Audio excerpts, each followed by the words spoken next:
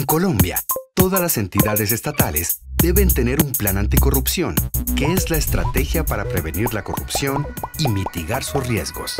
Los planes anticorrupción deben publicarse los 31 de enero de cada año y están compuestos por Mapa de riesgo de corrupción.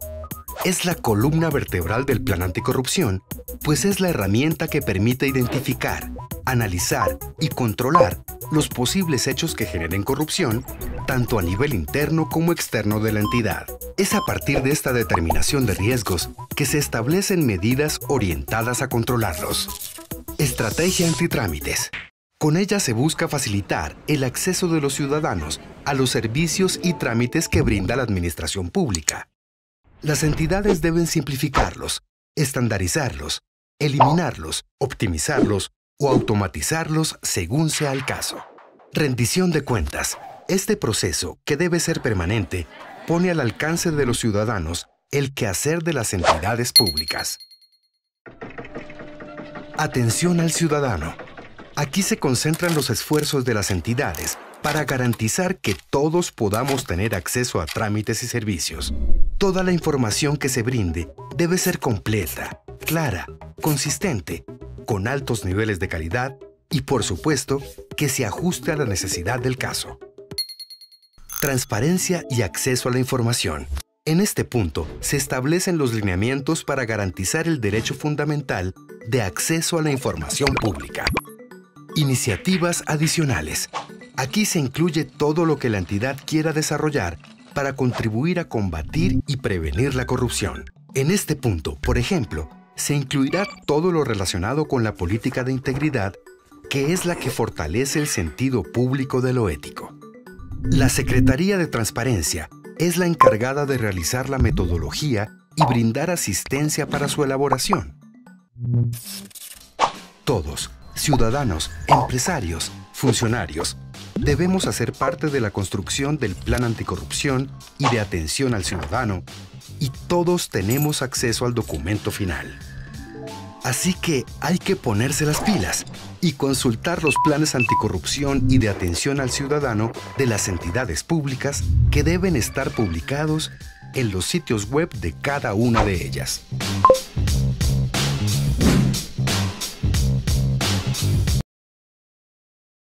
De la Procuraduría General de la Nación, General, de la Fiscalía General de la Nación, del Consejo Seccional de la Judicatura, de las Contralorías departamentales, municipales, distritales, que integran las diferentes comisiones regionales de moralización que hoy nos acompañan, a los funcionarios de las diferentes entidades territoriales que son sujetos de asistencia técnica por parte de esta Secretaría, y muy especialmente al equipo de la Secretaría de Transparencia, que en conjunto con las comisiones regionales de moralización hicieron posible el espacio que vamos a tener el día de hoy. También quisiera saludar muy especialmente a la ciudadanía por el interés de vincularse a estos espacios de capacitación. Tenemos claro que la corrupción no es un fenómeno reciente, por tanto no debemos desconocer el impacto negativo que tienen todas las esferas sociales. Este flagelo no solo resquebraja valores sociales, sino también pone en peligro la puesta en marcha de todos los presupuestos que se derivan de un Estado social y democrático de derecho, sino también afecta de manera directa, podríamos decirlo, el cumplimiento de los fines esenciales del Estado. Para ello, la coordinación y la articulación de los órganos de control en el nivel territorial, así como la promoción de la participación de la ciudadanía, son fundamentales para atacar las causas y las consecuencias que deja este fenómeno en el territorio, y es precisamente este ejercicio de coordinación el que el día de hoy nos convoca.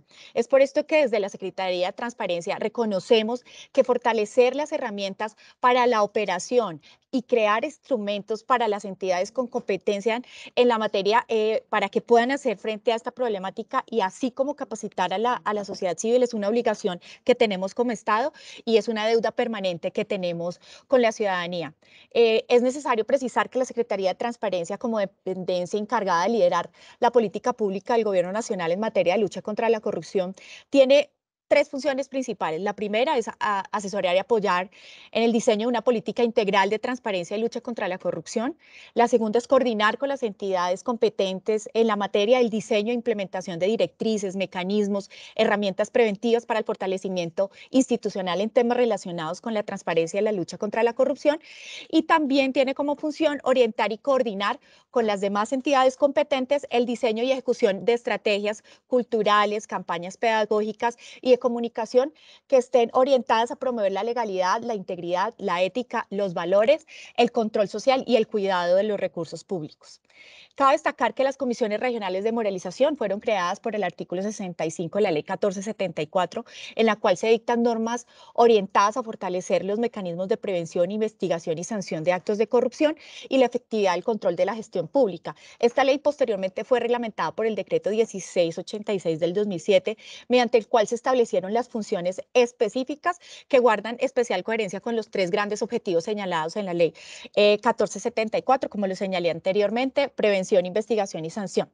Es así como las comisiones regionales de moralización, al tener la función de coordinar a los órganos de investigación y control en el nivel territorial, tienen un gran papel y tienen un potencial muy importante, no solo para combatir la corrupción, para garantizar el cumplimiento de la ley, para atacar la impunidad y servir de plataforma para recuperar la confianza de la ciudadanía en las instituciones y en lo público, sino también para crear condiciones que favorezcan el cumplimiento de los fines esenciales del Estado. El evento que hoy nos convoca tiene como propósito principal dar a conocer lineamientos para la gestión de riesgos de corrupción y con esto buscamos y esperamos contribuir en el cumplimiento de las metas contenidas en sus planes bianuales de acción en el componente específico de prevención de la corrupción en el nivel territorial. Sobre este aspecto, cabe destacar que la Secretaría de Transparencia, a través de sus ejercicios de acompañamiento de asistencia técnica en el territorio, pues ha acompañado a estas instancias en la creación, en la formulación de estos planes bianuales y tengo que señalar que actualmente solo contamos con 26 planes bianuales de los 32 que deberíamos tener. Entonces, sea esta la oportunidad para hacerle la invitación a aquellas comisiones regionales que aún no han podido consolidar sus planes bianuales, que podamos avanzar con el acompañamiento técnico de esta Secretaría en la formulación de estos planes. También hago un llamado muy especial frente a la formulación, frente al diligenciamiento del formato para la presentación de sus informes semestrales. A la fecha solo tenemos 22 de los 32 que deberíamos tener, entonces quisiera invitarlos muy especialmente para que por favor procedan no solo a la formulación de sus planes bianuales, sino también a la consolidación de los informes semestrales. Todo esto teniendo en cuenta el importante rol que tienen las comisiones regionales en el territorio y con el propósito también de visibilizar el trabajo comisiones en cada uno de los componentes de sus planes bianuales. También quisiera señalar que con el propósito de visibilizar este trabajo, este año hemos lanzado el boletín Transparencia a las Regiones, ya tenemos la segunda versión, entonces quisiera invitarles a ustedes como comisiones, consoliden esos casos de impacto regional, esas cosas que ustedes quieran que la gente en el territorio vean que ustedes están haciendo y nos utilicen a la Secretaría de Transparencia como una plataforma para visibilizar este trabajo.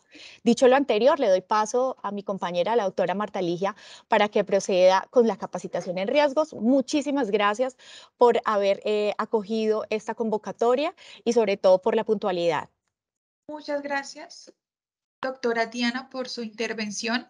A continuación, sigue la exposición de Marta Ligia Ortega, asesora de la Secretaría de Transparencia y experta en diseño de mapa de riesgos de corrupción.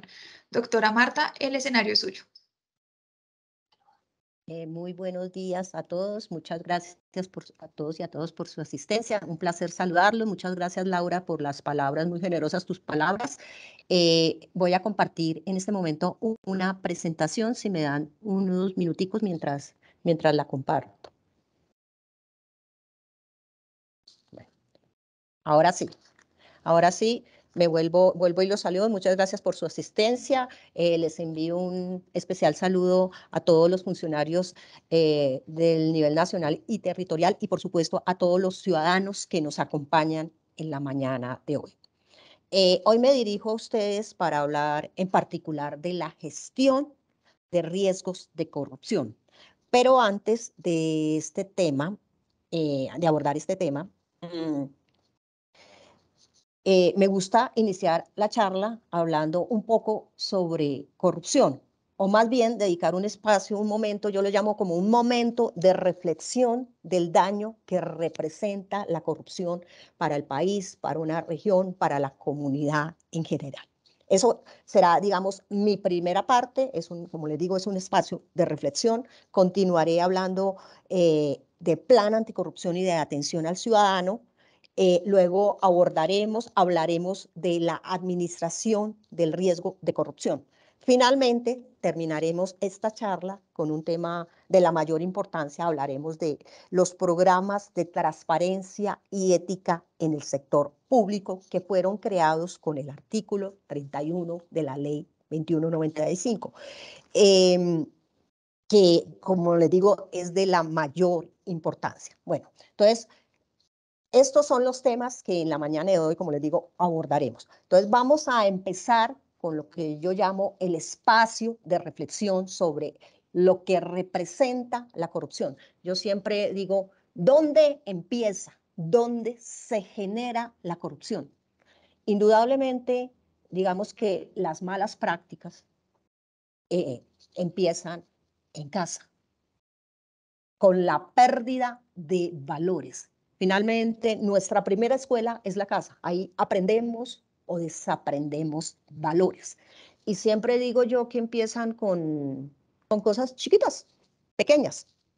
Cuando llega el niño, coge la plata, la plata y que le sobró a la mamá, los 2.000 pesos. Y peor aún, uno a veces la aplaude y se burla de ello.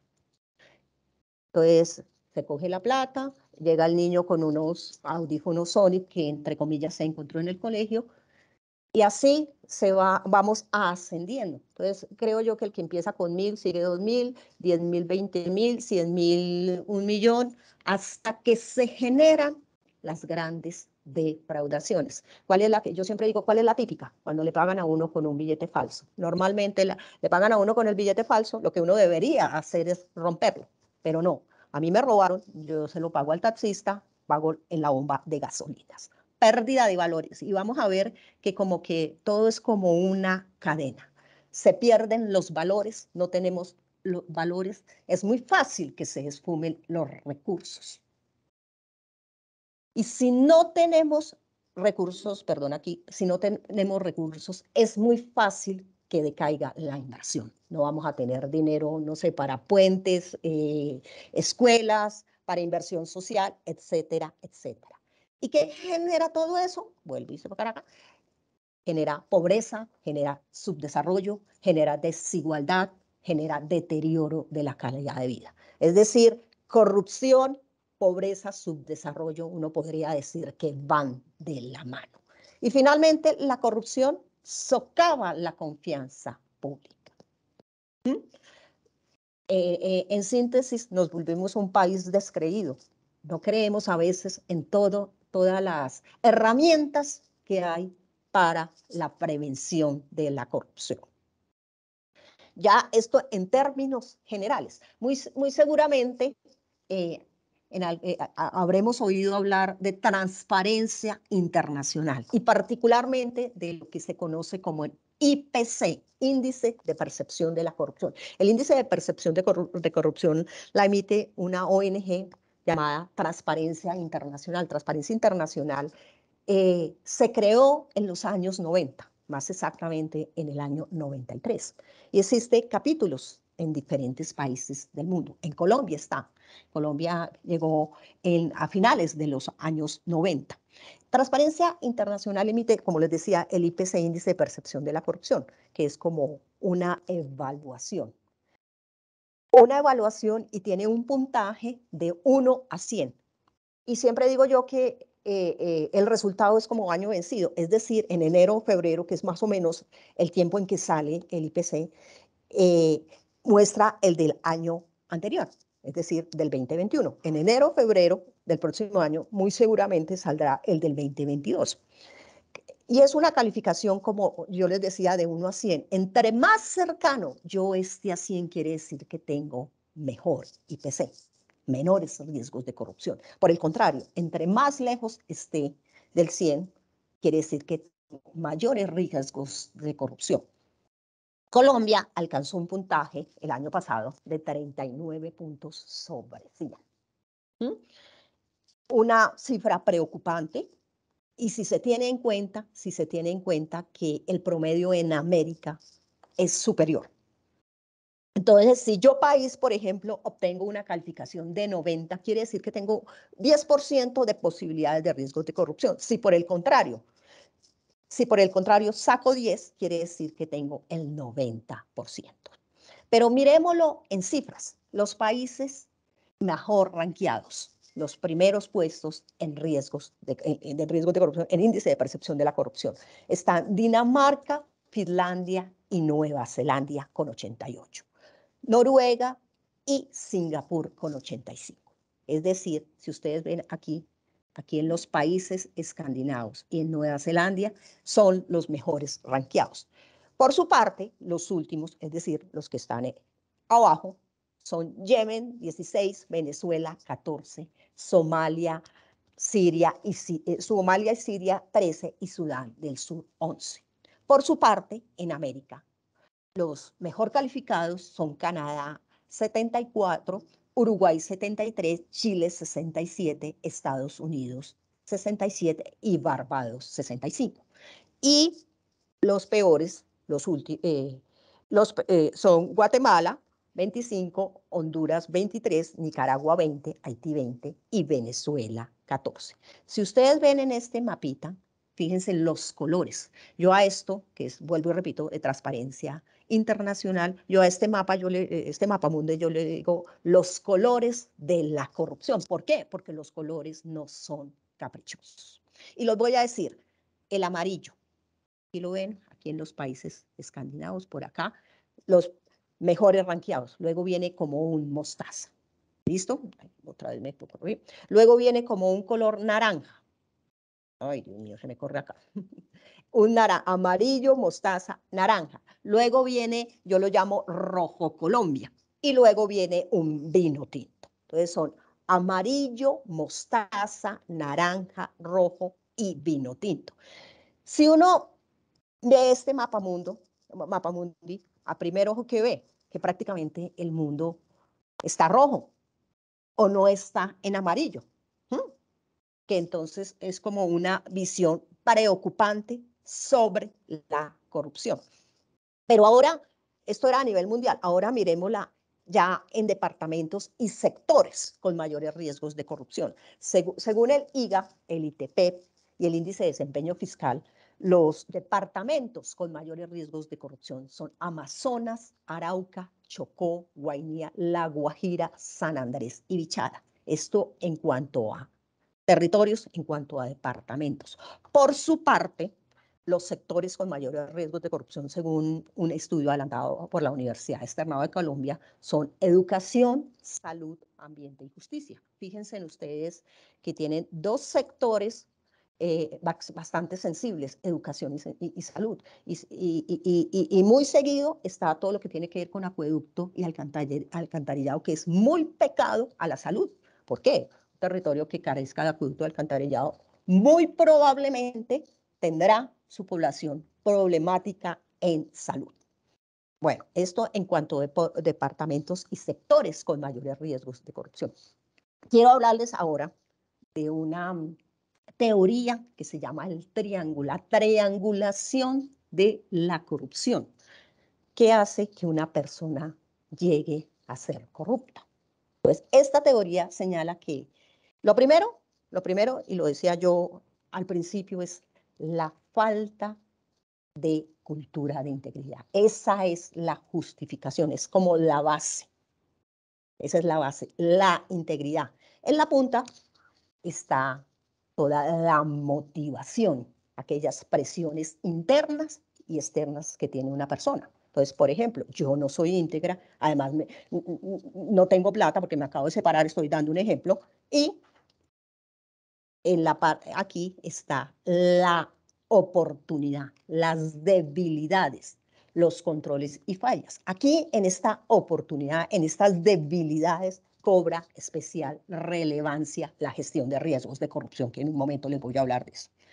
Entonces, fíjense en de la triangulación de la corrupción. Por ejemplo, yo soy una persona íntegra, podré tener la motivación y podré tener lo que llamamos la papaya, la falta de un control. Muy probablemente ahí no pasa nada. ¿Listo? Bueno. A veces uno ve como que la corrupción es gaseosa, la corrupción a veces es todo, creemos que cualquier irregularidad es corrupción, eso lo vamos a ver ahorita. No toda irregularidad es corrupción. Sin embargo, es una forma de violentar, de quebrantar los derechos humanos. Cuando, por ejemplo, a un niño no le llega su alimentación escolar, los padres, por ejemplo, programas de alimentación escolar, cuando yo hago una solicitud y mi solicitud queda de últimas porque no pagué por un trámite. Me están violentando mis derechos y uno a veces como que no ve esa relación. Bueno, ¿y qué es corrupción? Corrupción, la definición de corrupción es uso del poder para desviar la gestión de lo público hacia un beneficio privado. Pero analicemos un poquito esta definición. Es muy común que le diga, uso del poder, pues el que tiene poder. No, si lo pensamos bien, de alguna forma, de alguna manera, todos tenemos un poder y pensémoslo, digamos, en el quehacer, en las funciones que cada cual realiza. Veremos que tenemos un poder. Entonces, yo soy el policía de tránsito. Tengo el poder de imponer una multa, un comparendo. Alguien hizo un cruce prohibido, le pongo un comparendo, pero me dice no, o le digo más bien, deme plata y lo dejo pasar. Fíjese que quebranté la gestión de lo público para la obtención de un beneficio privado. Igual, si yo soy el ordenador del gasto, estoy en un proceso de selección, en una licitación, pero alguien me dice, le doy el 10%, pero deme a mí el contrato. Entonces, yo lo direcciono. Fíjese que tengo el poder para esa facultad, para adjudicar, para adelantar un proceso, pero me dan ese beneficio. Uso del poder para desviar la gestión de lo público hacia un beneficio privado. Estoy abusando de ese poder para desviar esa gestión para la obtención de un beneficio. Ahora, una pregunta que le hacen a uno muchas veces. ¿Cuánto le cuesta la corrupción al país? ¿Cuánto le cuesta anualmente la corrupción del país? Y hay muchos, digamos, se habla mucho sobre el tema. Lo primero que tengo que decir es que creo yo que el mejor amigo de la corrupción es la opacidad. ¿Por qué? Porque la corrupción es en sí mismo un hecho oscuro.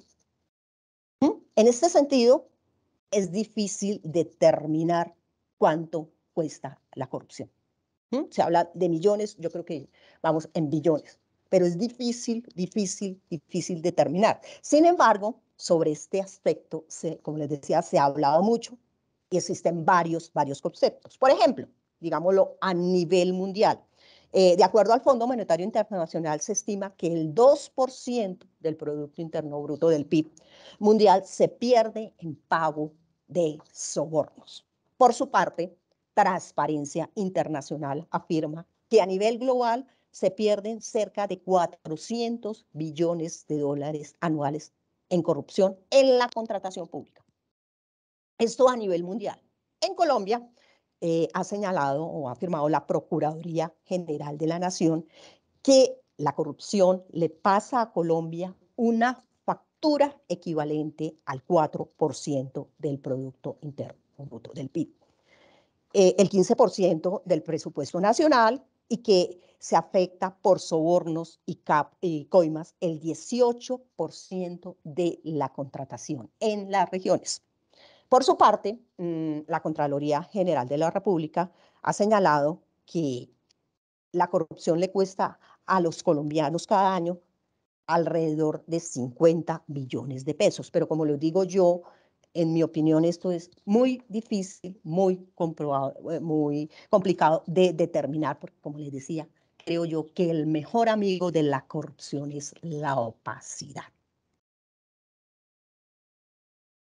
Bueno, esto en cuanto a eran una pequeña reflexión sobre la corrupción. Vamos ya a empezar, era un espacio muy pequeño, vamos a empezar a hablar sobre el plan anticorrupción.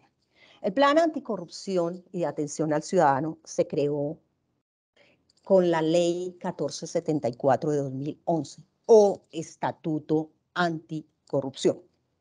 El artículo 73, palabras más, palabras menos, señala: cada entidad del nivel nacional, departamental o municipal deberá elaborar una estrategia anticorrupción que deberá ser consignada en un plan anticorrupción. Entonces, en síntesis, en suma, ¿qué es el plan anticorrupción?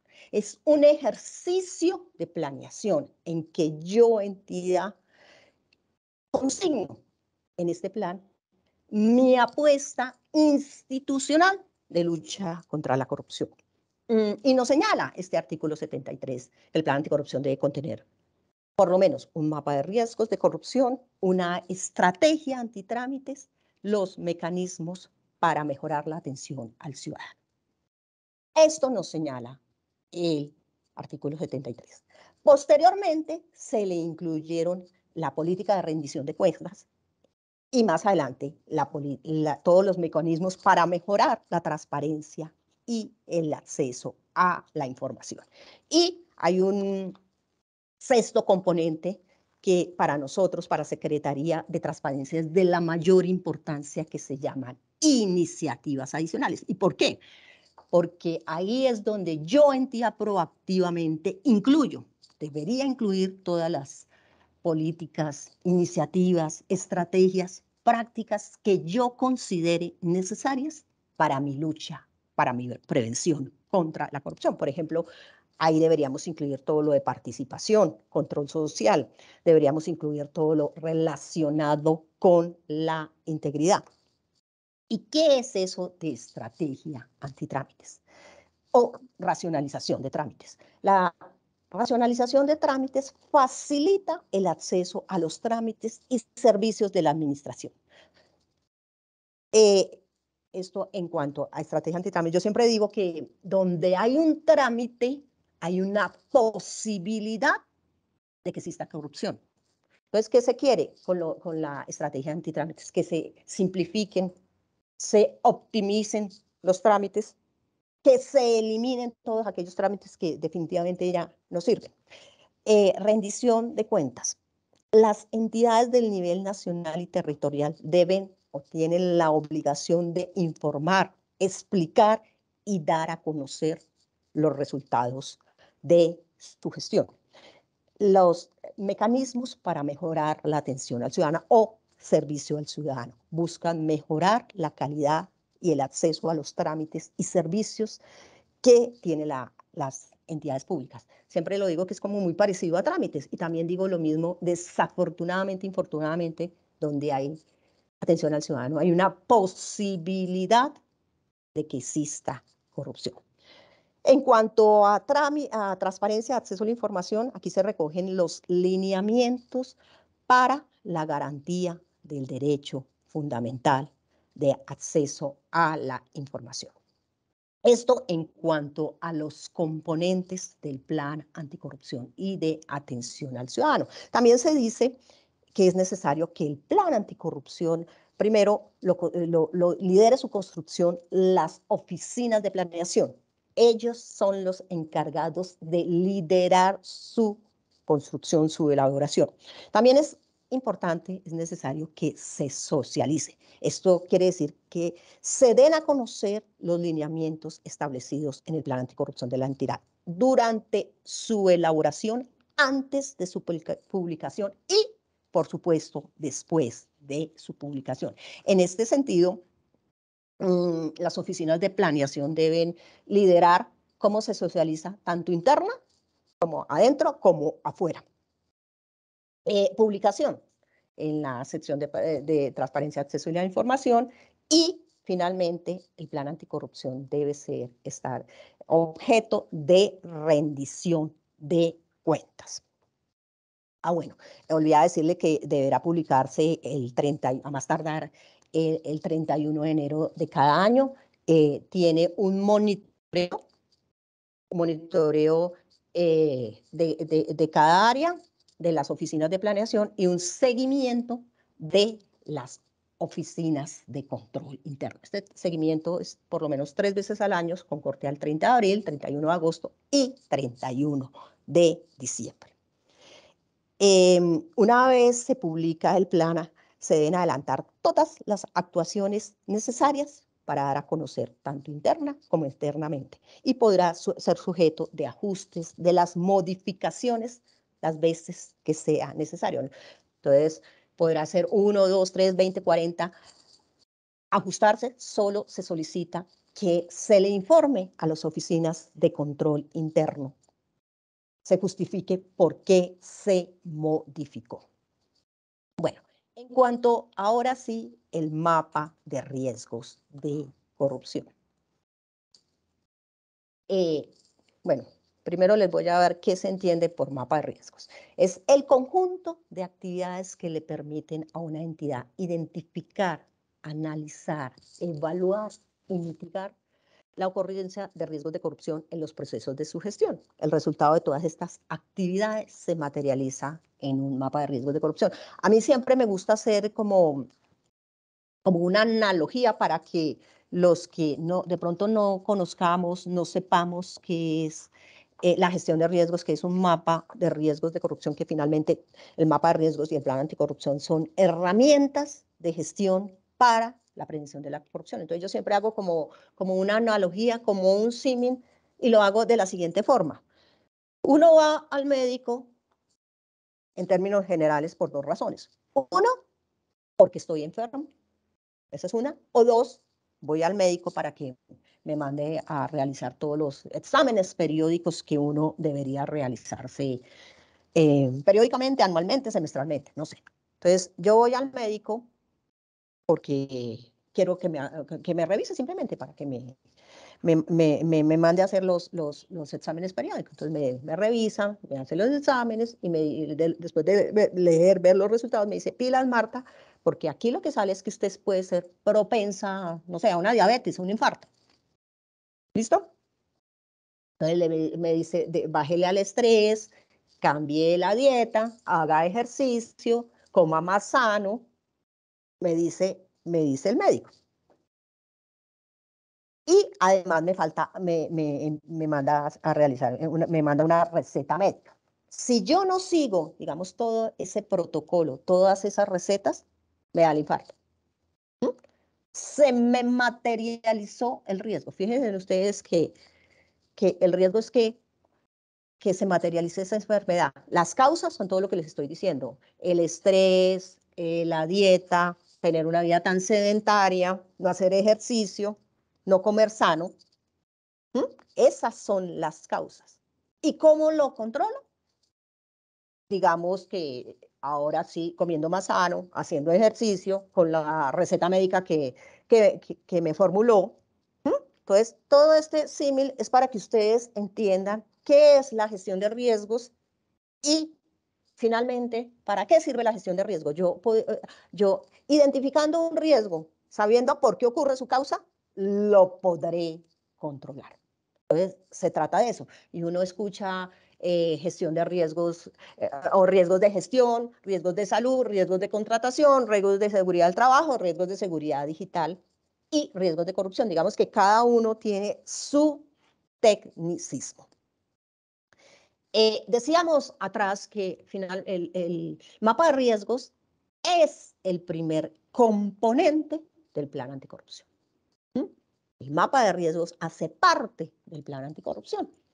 En ese sentido, el mapa de riesgos o la gestión de riesgos tiene que tener una política de administración de riesgos, una forma, digamos, la parte sustantiva, la construcción de riesgos, una consulta y divulgación, un monitoreo y revisión y un seguimiento. ¿Y qué es eso de política de administración de riesgos? Todo parte de arriba. Es como la voluntad, el propósito, las directivas que da la administración, la alta dirección para gestionar el riesgo. Todo parte de arriba. ¿Qué quiere decir esto? Que si no hay una voluntad, si no hay unas directrices, esto se cae. Entonces, todo parte de arriba. Entonces, es la declaración de la Dirección para la Gestión del Riesgo. Y ahí en esta política se establecen los lineamientos ya, para el manejo, para el tratamiento, para el monitoreo, para el seguimiento del riesgo. ¿Sí? Entonces, repito, el compromiso de la administración es determinante para el manejo de los riesgos. De ahí es que parten las directrices para gestionar, para administrar, para manejar el riesgo. Entonces, esto es determinante. Bueno, esto en cuanto a política de administración. Ahora yo digo que llegamos a la parte sustantiva, a la parte más gruesa, a la parte más importante, a lo que es la metodología, el paso a paso para que empecemos a construir el riesgo de corrupción. A mí me gusta dividir esto en cinco capítulos, en 5 partes. Partimos de una contextualización, seguimos con una identificación del riesgo de corrupción, un análisis sin controles, una valoración con controles y un tratamiento. Yo contextualizo, identifico el riesgo, lo analizo sin controles, lo valoro con controles y lo trato. Esas son las partes fundamentales. ¿Y qué es eso de contextualización? Es como mi caracterización, es mi entidad respecto al entorno, externamente, mi entidad para afuera. Es decir, yo, entidad, soy única, soy diferente a las demás. Yo podré ser una alcaldía, alcaldía de un mismo departamento, pero las dos son diferentes. Tienen diferente presupuesto, tienen sus propias características, sus propias connotaciones. Es diferente. Yo no puedo decir, y hablando ya más general, yo no puedo decir que, por decir algo, Antioquia y Amazonas son iguales. Tienen diferentes características. Por ejemplo, voy a dar un ejemplo un poquito loco. Es diferente aquí en Cundinamarca los indígenas. Muy probablemente en Cesar sí los haya, en Magdalena lo va a haber. Entonces, todas esas características me hacen diferente. Internamente en mi entidad hacia adentro, planes, programas, proyectos, recursos técnicos, humanos, financieras. La combinación de los dos me va a dar mis procesos. Tratándose de corrupción, tengo que analizar el contexto particular a que se enfrentan los procesos ante los riesgos de corrupción conforme a mi misionalidad. Esto en cuanto al contexto. A mí me gusta mucho contar una historia. Ustedes de pronto me han oído esta charla. Yo siempre cuento una historia que a mí me impactó mucho y tiene que ver mucho con el contexto. Resulta que en un departamento, no voy a decir en dónde, del territorio colombiano, les empezaron a suministrar la alimentación a niños literalmente con hambre, muriéndose de hambre. Entonces les llevaron la alimentación, primer día el desayuno, niños, repito, con hambre, les llevaron el desayuno, no comieron, segundo día tampoco, tercero tampoco, y así el tiempo pasó, no sé cuánto pasó, si mucho o poquito, en todo caso, empezaron a analizar y se dieron cuenta que les estaban llevando como alimentación comida que ellos no estaban acostumbrados. Les cambiaron la comida por lo que comen en este territorio y ahí empezaron a comer. Es decir, fíjense que había un problema en el contexto. No es lo mismo lo que se come en el interior a lo que se come no sé, en la costa atlántica o en la costa pacífica o en el sur del país. Seremos del mismo país, pero tenemos diferencias. ¿Listo? Esto en cuanto al contexto. Bueno, volviendo, ya contextualicé, ahora voy a empezar a identificar el riesgo de corrupción. En cuanto a la identificación del riesgo de corrupción, debo señalar que los riesgos se identifican por procesos.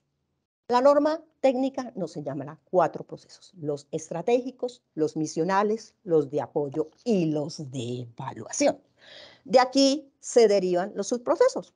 Pueden llamarlos los macroprocesos o procesos, y se derivan los subprocesos. Estratégicos, por ejemplo, estratégicos son los procesos de planeación.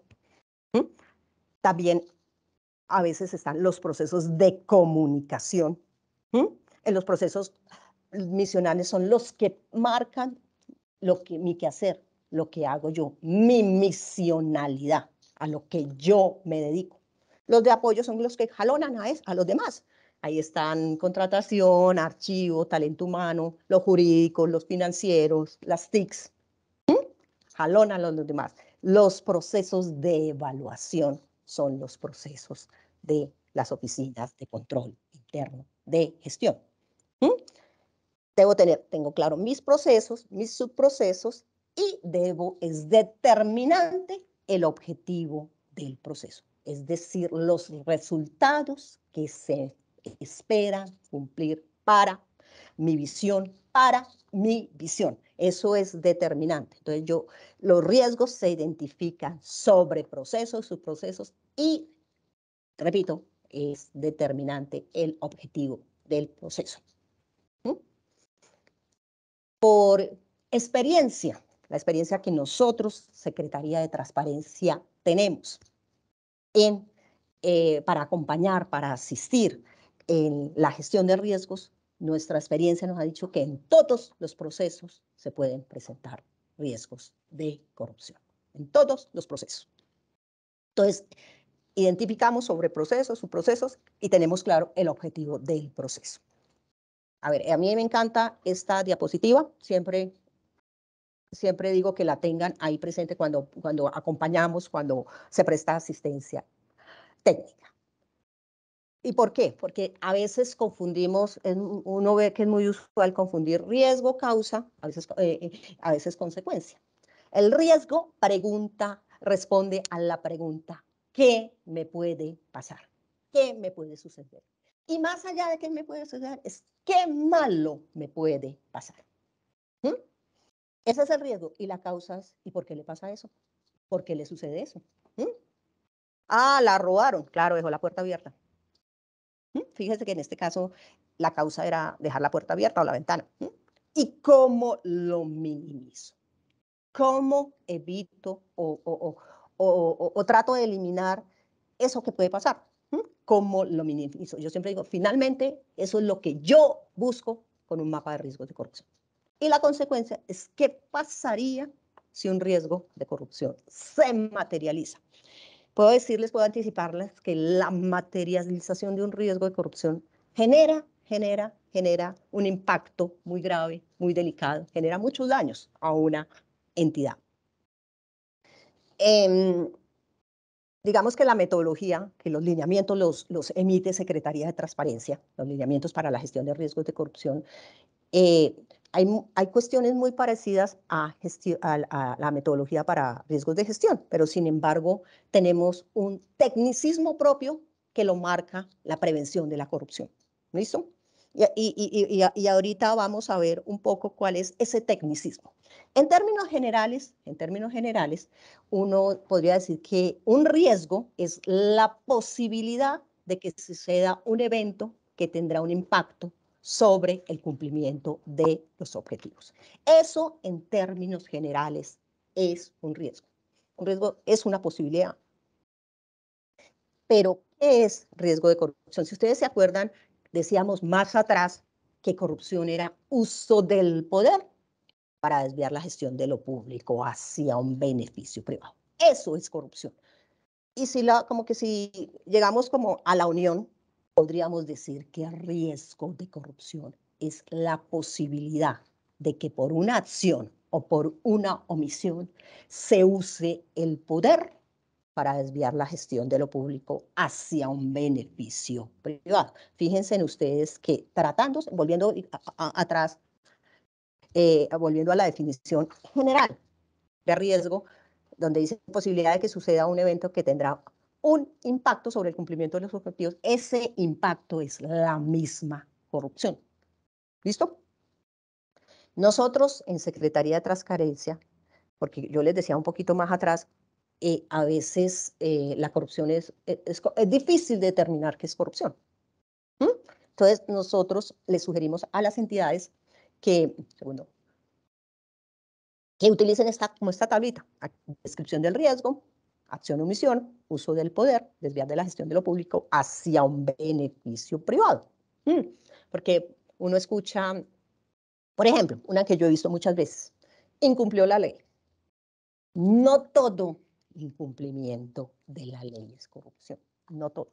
Entonces, volvemos a esta definición. Fíjense que en cierta forma hay una intencionalidad. ¿Listo?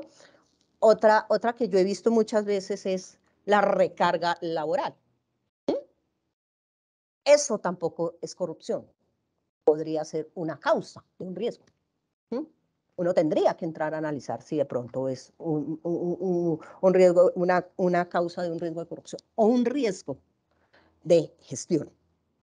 A mí me encanta particularmente, a mí me gusta mucho utilizar digamos, los grandes escándalos que salen en materia de corrupción, los escándalos que salen en la prensa. Otra fuente sería, por ejemplo, la Fiscalía, como para enmarcarlo dentro de esta metodología, a ver si es como una prueba piloto, por así llamarlo. Entonces, me gusta también utilizar mucho de contratación. ¿Por qué?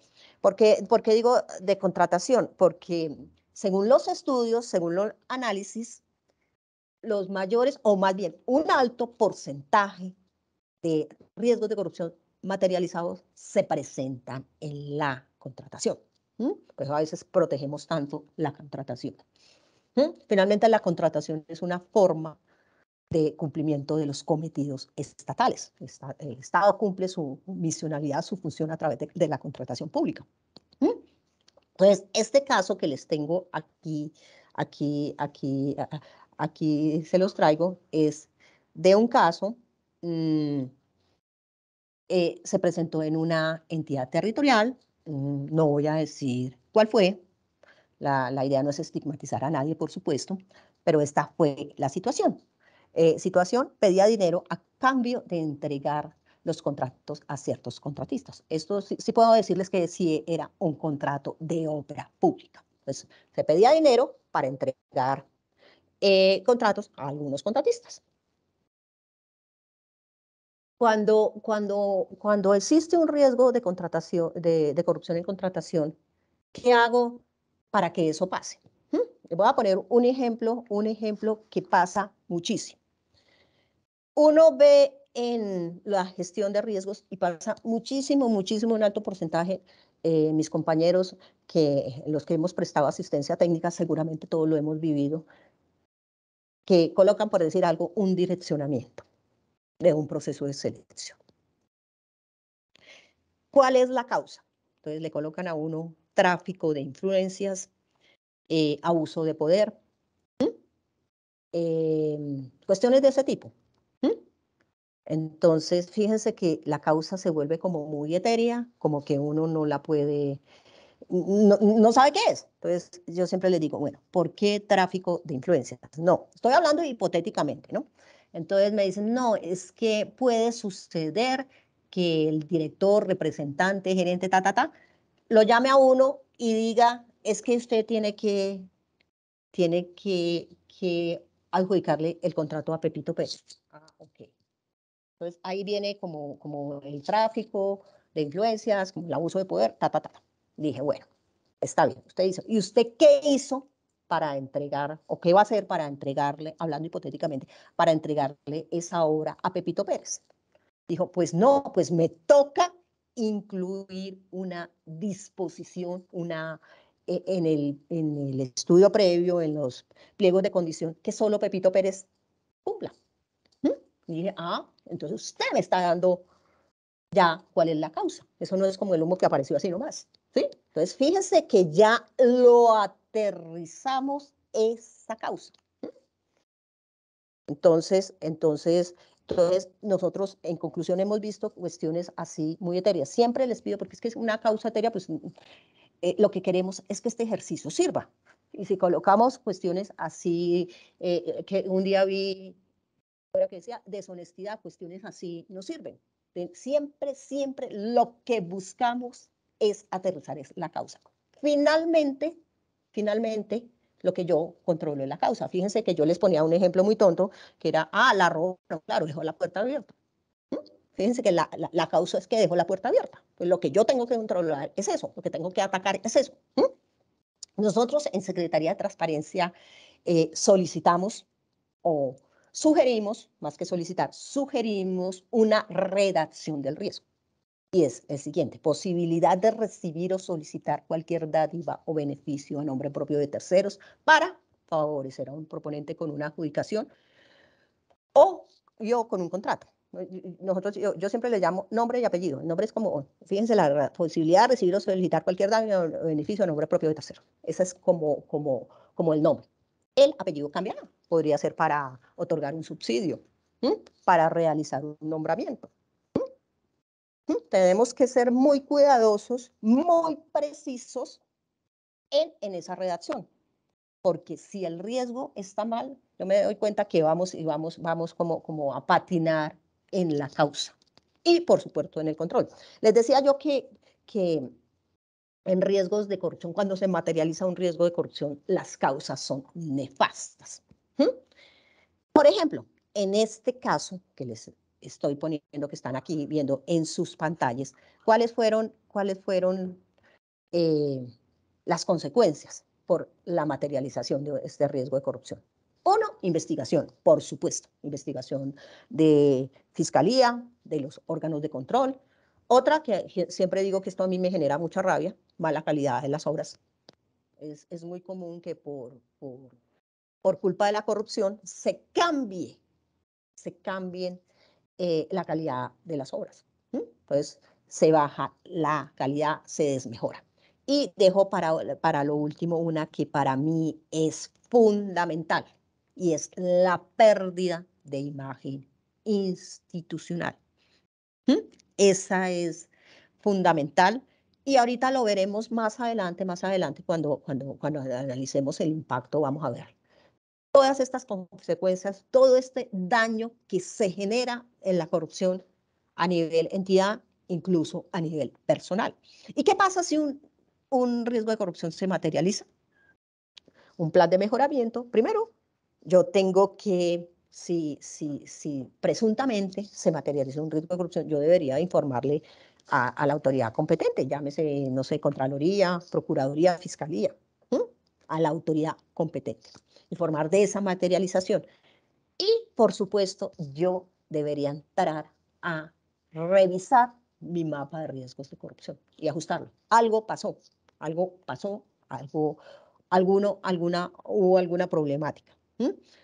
Porque vuelvo y repito, finalmente el mapa de riesgos de corrupción es una herramienta de gestión para la prevención de la corrupción. Bueno, sigamos. Un segundo, no me corrió. Un segundo, no me está corriendo. Ya contextualicé. Ya hablamos contextualización interna, externa, identifiqué los riesgos por proceso, subproceso, el objetivo. Miramos todo lo que era riesgo, causa, control y consecuencia. Ahora vamos a entrar a analizar o a mirar, a estudiar el análisis sin controles, para posteriormente verlo con controles y el tratamiento. ¿Qué es eso del análisis sin controles? Es para determinar el riesgo inherente.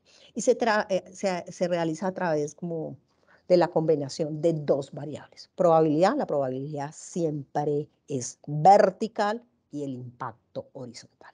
Probabilidad vertical, impacto horizontal. Y eso me va a determinar la zona inicial de riesgo. Probabilidad, impacto, es el riesgo inherente.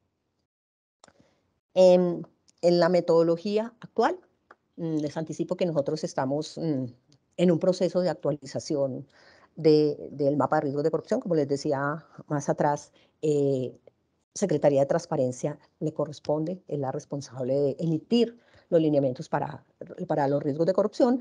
Eso lo tocaremos más adelante cuando hablemos de los programas de transparencia y ética en el sector público. Pero en este momento, la probabilidad se mide de la siguiente forma. Tiene 5 niveles, va desde rara vez, que tiene un nivel, cuando el riesgo no se ha presentado en los últimos 5 años, improbable se presentó una vez en los últimos 5 años, tiene un nivel 2, posible se presentó una vez en los 2 últimos años, un nivel 3, probable se presentó una vez en el último año, nivel 4, y el último, que es el más alto, se ha presentado más de una vez y tiene un nivel 5. Por ejemplo, lo que hablábamos aquí atrás, posibilidad de recibir o solicitar cualquier dádiva o beneficio a nombre propio de terceros para un favorecimiento a un proponente con una adjudicación o con un contrato. Entonces, si después de realizar el análisis determinamos que es casi seguro vamos a estar en el nivel 5 y dejémoslo ahí en el radar. El impacto. Normalmente un mapa de riesgos es una tabla de 5 por 5. 5, rara vez, improbable, posible, probable y casi seguro. Nivel 5, probabilidad, que es vertical. 5 por 5. Y tiene también impacto 5, que es horizontal. Esto, por ejemplo, en gestión de riesgos, en riesgos de gestión. Pero en riesgos de corrupción, por la gravedad, la importancia de la corrupción, solo tiene 3 niveles. Como quien dice, los niveles más bajos no se miran. Se miran, uno podría decir que es medio, alto y más alto, moderado, mayor y catastrófico. Entonces, tratándose de riesgos de corrupción, uno podría decir que es una tabla de 5 por 3. 5 probabilidad, que es vertical, y 3 horizontal, impacto, moderado, mayor y catastrófico, siendo el más grave, como les decía, el catastrófico. Pero, ¿cómo se analiza el impacto de un riesgo de corrupción? Analizar el impacto de un riesgo de corrupción es complicado. Decíamos más atrás que todos los daños que le genera la corrupción a un país.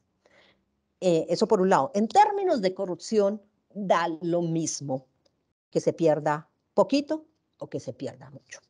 Eso en términos de corrupción.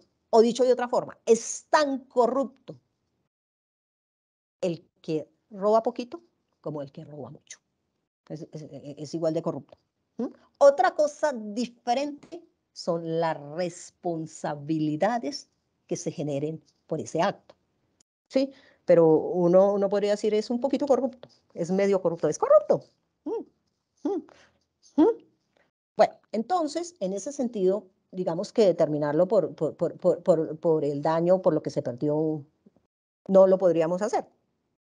Entonces, en ese sentido, Secretaría de Transparencia realizó una tablita con 19 preguntas que dicen así más o menos. Si el riesgo de corrupción se materializa, podría afectar al grupo de funcionarios del proceso.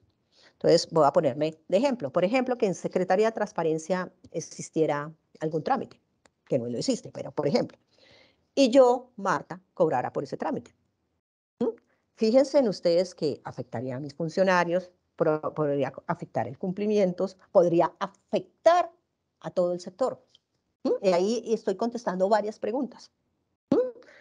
Desafortunadamente uno a veces ve que la gente dice, no dice esa entidad, sino ese sector es muy corrupto. Hay veces que también uno oye hablando de entidades territoriales, esa entidad territorial es corrupta. Fíjese que de alguna forma se estigmatiza. ¿Sí ven el impacto tan fuerte que genera la corrupción? Y en términos personales, me ha pasado muchas veces que dando charlas o prestando asistencia técnica, la gente le dice a uno, yo trabajé en la entidad que es muy cuestionada, me retiré de esa entidad y cuando presentaba la hoja de vida, no conseguía nada. Me tocó quitarla de la hoja de vida y me fue mejor. Perdí experiencia.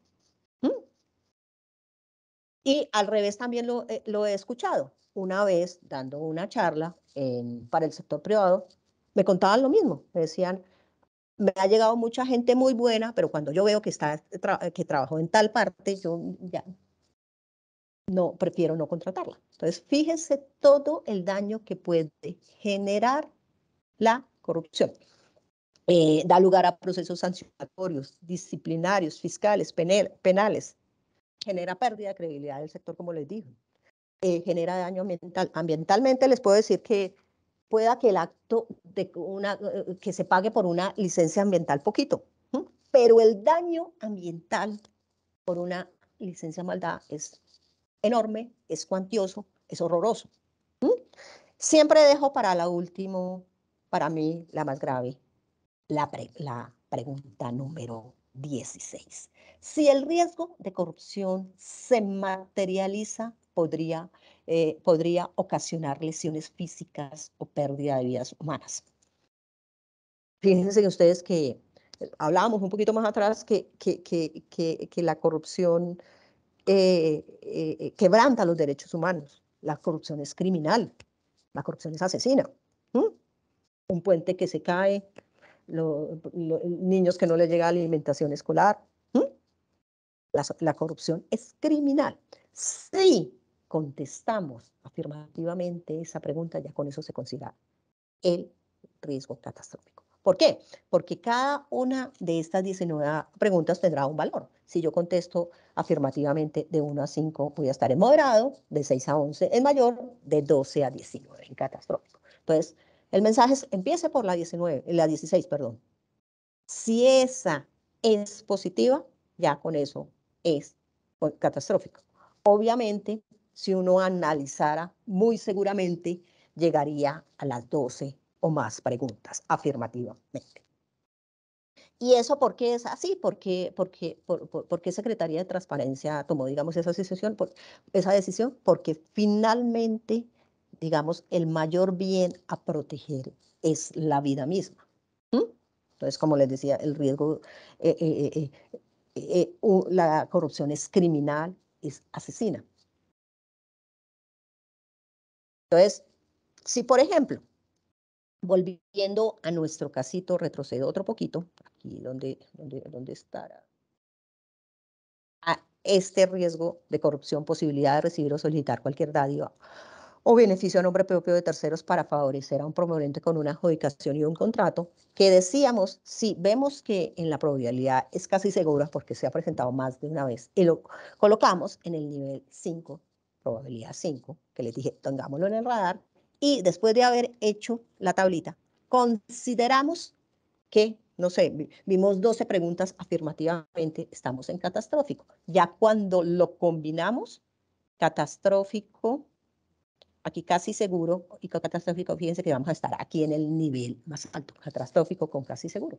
Estamos en zona roja, estamos agonizando, pero esto es sin controles.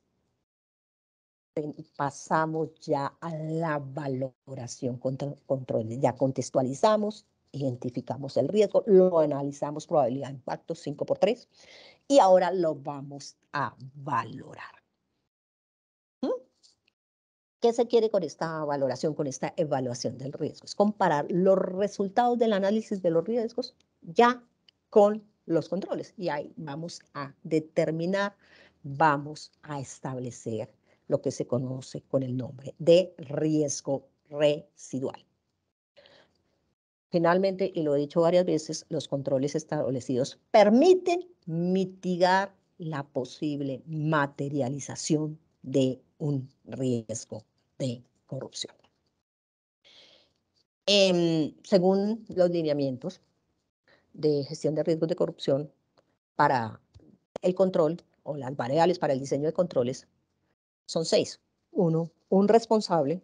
¿Quién es el responsable para controlar ese riesgo? Periodicidad. ¿Cada cuánto se debe ejecutar ese control? ¿Cuál es el propósito de ese control? ¿Para qué sirve? ¿Qué busco yo con ese control? ¿Cómo se realiza ese control? Las observaciones y decisiones, es decir, me equivoqué, hice algo mal. hay un reproceso, devuelvo, ¿qué hago? Y las evidencias para la ejecución de un control. Es muy, yo les hablaba atrás, cuando estábamos colocando un ejemplo que veíamos, por ejemplo, tráfico de influencias, abuso de poder, en causas. Hemos visto también muchos controles que señalan, a ver, recuerdo un caso que decían deshonestidad, una causa que, vuelvo y digo, no le dice a uno nada. Y le preguntaba yo, y bueno, ¿y usted cómo va a controlar la deshonestidad? Decían, con una capacitación. Primero, digamos, una deshonestidad no se va a controlar con una capacitación. La capacitación, y lo hemos visto muchísimas veces, ahorita me acordé de este ejemplo, pero es muy común, la capacitación se convierte en una actividad del control. Por ejemplo, yo, entidad, hablando de un riesgo, por ejemplo, de gestión, de adquirir un software, y necesito capacitar un software para las PQRs, y necesito que la gente me aprenda eso, pues los capacito. Fíjense que esa capacitación se convierte en toda una actividad. ¿Listo? Entonces, tengamos muy presente que eso no nos va a servir una capacitación como control. Entonces, finalmente, lo que yo busco con el control es como bajar. Estamos en este nivel. Bajar ese nivel, lo que quiero es moverlo. Tratándose de riesgos de corrupción, el impacto es inamovible. Siempre, siempre va a quedar en la misma zona. ¿Por qué? Porque la forma en que están configuradas las preguntas siempre va a ser igual. Es decir, podré yo tener controles en cuanto a la probabilidad, pero siempre el impacto va a generar, no sé, procesos fiscales, penales, va a haber pérdida de credibilidad. De la forma en que están configurado el impacto, siempre, siempre el impacto va a ser negativo. ¿Listo? Esto en cuanto a la valoración del control. En cuanto al tratamiento, el tratamiento, por ejemplo, en un riesgo de gestión es aceptar, reducir, compartir y evitar. Un riesgo de corrupción no admite aceptación. Un riesgo de corrupción es por sí mismo, por sus mismas características, inaceptable. Siempre, siempre, siempre, siempre deben conducir a un tratamiento. Entonces, en ese sentido, yo o lo puedo reducir, lo puedo evitar o lo puedo compartir. Por reducir, ¿qué busco? Pues su nombre mismo lo indica. Son aquellas medidas orientadas a reducir la probabilidad. Evitar, cuando yo abandono las actividades que dan lugar al riesgo. Y compartir por ejemplo, yo podré compartirlo, pero nunca transferir las responsabilidades. A veces yo siempre he dicho que tratándose de un riesgo de corrupción es difícil el compartir. Entonces uno podría irse o por el reducir y el evitar. Eso dependerá de cada riesgo, de cada situación en particular. Sin embargo, todo el mundo le dice a uno, lo que tengo que hacer es a veces evitar. Sin embargo, voy a poner un ejemplo loco. No, a mí me da miedo que pongan una bomba y no salgo. Me da miedo que me roben y no salgo. Me da miedo que me pase algo en la calle. Entonces, toca entrar a valorar cada situación en particular. Una de las cuestiones a las que se ha enfrentado, o nos hemos enfrentado Secretaría de Transparencia, es a la publicación del mapa de riesgos. La ley de transparencia dice, el plan anticorrupción debe publicarse. Hemos dicho, dijimos más atrás, el mapa de riesgos hace parte del plan anticorrupción, por lo cual el mapa debe publicarse. Sin embargo, nos hemos enfrentado a situaciones donde unos consideran que el mapa de riesgos no se debe publicar. Muchas entidades, por ejemplo, de la parte financiera del sector financiero, nos lo han dicho. ¿Cómo le voy a dar yo armas a mi competencia? Otros dicen, uy, pero publicar los controles les puede dar no armas al corrupto, como le estoy diciendo, cómo controlar las cosas. Eso por un lado. Y por otro lado, hay otros que dicen, no, eso es transparencia, debe publicarse. Afortunadamente, digamos que en esta coyuntura, la coyuntura misma la resolvió la misma ley de transparencia, donde creo que el artículo 18 y 20 señala que se podrá anonimizar, ese es el término, anonimizar algún elemento constitutivo del mapa de riesgo de corrupción, siempre y cuando yo tenga el índice de información clasificada y reservada. En ese sentido, la publicación podrá ser parcial siempre y cuando yo tenga el índice de información clasificada y reservada. Y ahí estén determinadas las condiciones de reserva y clasificación de algunos de los elementos que hacen parte del mapa de riesgos. Por ejemplo, aquí, en este ejemplo, del mapa de riesgo, anonimizamos el control, pero no necesariamente puede ser el control, puede ser la causa o pueden ser las dos, ¿no? ¿Qué quiere decir eso? Que yo no hago visible en mi página, por ejemplo, aquí el control, pero sí lo tengo en mis archivos el mapa. No lo hago visible, no quiere decir que no haga la actividad, no lo hago visible para los demás. Bueno, entonces, volviendo, vuelvo y repito, para mí esta es la parte fundamental, el paso a paso para la construcción del mapa de riesgos, es la parte sustantiva. Contextualizo, interna y externa, me dan los procesos, identifico el riesgo de corrupción por procesos. Recordémonos que son los procesos estratégicos, los procesos misionales, los procesos de apoyo que jalonan a los demás y los procesos de evaluación. El riesgo, que malo me puede pasar, la causa por qué sucede, el control, cómo lo minimizo.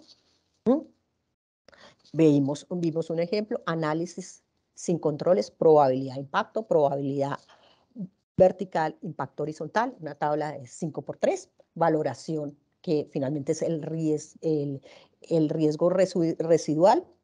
Vimos que se puede bajar la probabilidad, más nunca mover horizontalmente, y el tratamiento.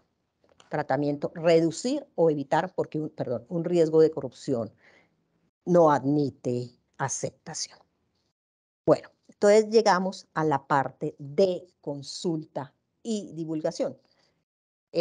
Lo que se quiere tanto con el plan como con el mapa es que sea un proceso participativo. Y en este caso, al igual que el plan anticorrupción, le corresponde liderarlo, llevarlo a cabo a las oficinas de planeación. En este sentido, estas oficinas deben diseñar una estrategia de divulgación en todas las etapas, es decir, como un proyecto, un borrador, antes de su publicación, ya la publicación del mapa, y después de la publicación.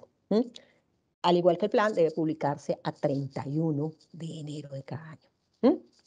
Tiene un monitoreo y revisión, primera y segunda línea de defensa, que yo siempre digo, la primera obedece al autocontrol. Yo debería estar permanentemente, yo como dueña, por decir algo no sé, de contratación, debería permanentemente monitorear eso. Le corresponde también a las oficinas de planeación, y el seguimiento que le corresponde adelantarla a las oficinas de control interno, y por lo menos se hace 3 veces al año, igual que el plan anticorrupción, con corte al 30 de abril, al 31 de agosto y 31 de diciembre. Y la publicación se realiza a los 10 días hábiles siguientes a la publicación del plan anticorrupción. ¿Qué quiere decir esto? Que en este momento las oficinas de control interno deberían estar adelantando el segundo seguimiento a sus mapas de riesgo y también al plan anticorrupción para su posterior publicación. Bueno, esto era en términos generales lo que tiene que ver con la gestión de riesgos de corrupción. Voy a empezar a hablarles de un artículo muy importante que se encuentra establecido en la Ley 2195 del 2022, que fue sancionado el pasado 18 de enero. El artículo 31 nos dice que se modifica el artículo 73 que tiene que ver con los planes anticorrupción y de atención al ciudadano. Entonces, el artículo 31 crea los programas de transparencia y ética en el sector público. Si ustedes están viendo acá, nosotros los bautizamos PETESPO, por sus siglas, Programas de Transparencia Ética en el Sector Público. Bueno, para comenzar, primero debo señalar que con esta ley, con la ley 2195, se adoptan medidas en materia de transparencia, prevención y lucha contra la corrupción. Bueno, entonces se modifica este artículo 73. Entonces uno podría decir, lo que quiere decir, lo que nos están diciendo, es que los planes anticorrupción y de atención al ciudadano dejaron de existir.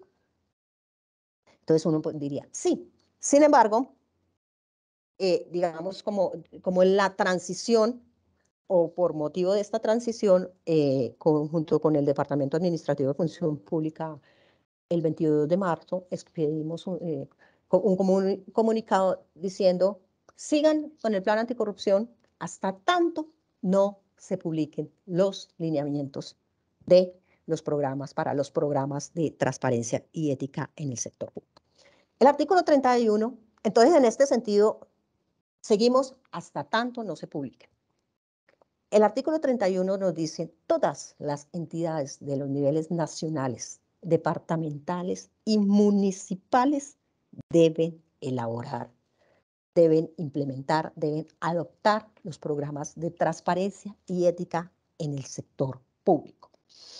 ¿Qué buscan? La promoción de la cultura de legalidad, gestionar el riesgo de corrupción. Ahí, la ley en particular habla de identificar, medir, controlar y monitorear. En síntesis, es la gestión del riesgo de corrupción. Finalmente, para resumir, lo que se busca es prevenir la corrupción. Señala igualmente que los lineamientos para la implementación de los programas de transparencia y ética en el sector público los tiene que emitir Secretaría de Transparencia. En este sentido, pues les comento que Secretaría de Transparencia a lo largo del año ha venido trabajando en los lineamientos para la implementación de los programas de transparencia y ética en el sector público. Estamos en eso, estamos trabajando en ese borrador y estos lineamientos, porque la misma ley, el mismo artículo los señala, tendrán un enfoque de riesgos de corrupción. Los programas, dice este artículo 31, los programas de transparencia y ética en el sector público deberán contemplar, entre otras, los siguientes componentes. Administración de riesgos. Habla también de redes interinstitucionales y canales de denuncia, transparencia, acceso a la información, estado abierto e iniciativas adicionales. Estos, a grandes rasgos, son los componentes que nos señala la ley que deben contener estos programas de transparencia y ética en el sector público. Entonces, como les digo, nosotros estamos trabajando en estos lineamientos. Esperamos prontamente pues, poder expedirlos. Y también, paralelamente, yo les decía un poquito más atrás que también estamos actualizando la guía para la gestión de riesgos de corrupción. En este sentido, este mismo artículo 31 señala que para la administración de riesgos, es decir, será mapa de riesgos, será gestión de riesgos de corrupción, lavado de activos, financiación de terrorismo y proliferación de armas. Y también habla del principio de la debida diligencia. El principio de la debida diligencia es que yo tengo que conocer a mi gente. Por ejemplo, son en contratación. Tengo que conocer quiénes son mis proponentes, a quién voy a contratar. Más o menos a eso se refiere el principio de debida diligencia. Volviendo a la gestión de riesgos, corrupción, lavado de activos, financiación del terrorismo y proliferación de armas. Le hemos incluido también fraude. ¿Por qué? Porque nosotros sabemos o hemos tenido varias inquietudes de parte de las entidades en cuanto a lo que se refiere la diferenciación entre fraude y corrupción. Según la guía 5 de la gestión de riesgos, el fraude es externo, cuando se sale de mi esfera de dominio. Acuérdese que corrupción es uso del poder para desviar la gestión de lo público hacia un beneficio privado hacia adentro. Y fraude es cuando sale de mi esfera de dominio. Entonces, en ese sentido, nosotros también estamos incluyendo en la gestión de riesgos de corrupción todo lo que se refiere a fraude. También señala este artículo 31 de la Ley 2195 que la Agencia de Renovación del Territorio acompañará la adopción de los programas de transparencia y ética en los municipios PDET. Para lo cual, por supuesto, contará con el apoyo de la Secretaría de Transparencia. Bueno, esto en términos generales es la gestión de riesgos de corrupción. Como les dije, primero empezamos con un momento, con un espacio, que yo le llamo espacio de reflexión sobre el daño que representa, que genera la corrupción para un territorio, para el país, para el mundo en general. Seguimos con plan anticorrupción, mapa de riesgos y terminamos con el artículo 31 sobre los programas de transparencia y ética en el sector público. Entonces, en este momento, si alguien tiene alguna inquietud o quiere realizar algún comentario, pues los escuchamos.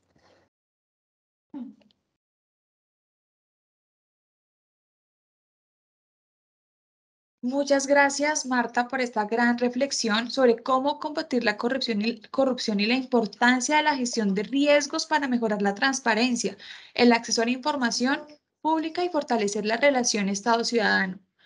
De igual forma, les recordamos diligenciar el listado de asistencia, el cual ha sido publicado en el chat de esta capacitación.